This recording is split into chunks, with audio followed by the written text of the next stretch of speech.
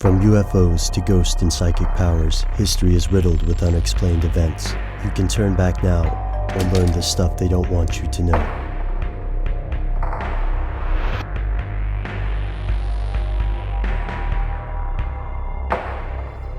Here are the facts. When people have to make decisions, they act to the best of their ability based on the information available. But sometimes that information may be inaccurate, which doesn't stop it from spreading from one person to the next. This unintentional spread is known as misinformation. Throughout history, misinformation is regrettably common. Before the existence of reliable, fast communication across long distances, news could take weeks or months to reach world leaders. What they did here was often exaggerated or incorrect. Even today, when a world leader, corporation, or the media unintentionally spreads incorrect information about a nuclear weapon perhaps, or an imminent war, fear can overpower otherwise rational people. In the military, this uncertainty is known as the fog of war. No one is perfect, and no one is immune. Fortunately, communication in the modern world is cheaper than at any other time in history. With the ability to check facts with people across the planet, it seems these errors are a thing of the past.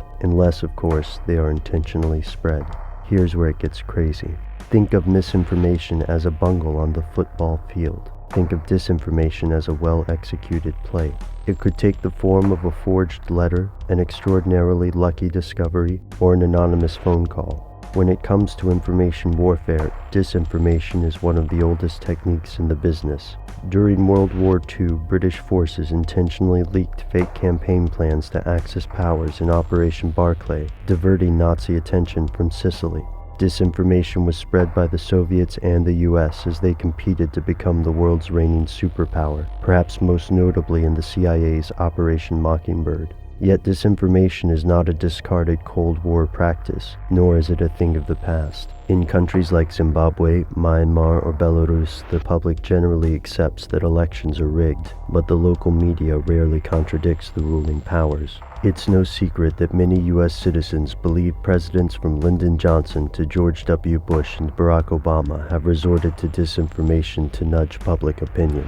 Some experts believe the public has become more disinformed than ever before. In a 1996 study on information warfare, the RAND Corporation found that opportunities for perception management, or affecting the way the public interprets information, have expanded rather than decreased. From the internet to Photoshop, the evolution of information technology has provided a wealth of new tools for those who would shape public perception. But here's the tricky part. How can we tell the truth from the propaganda? In the conspiracy world, this is a matter of hot debate.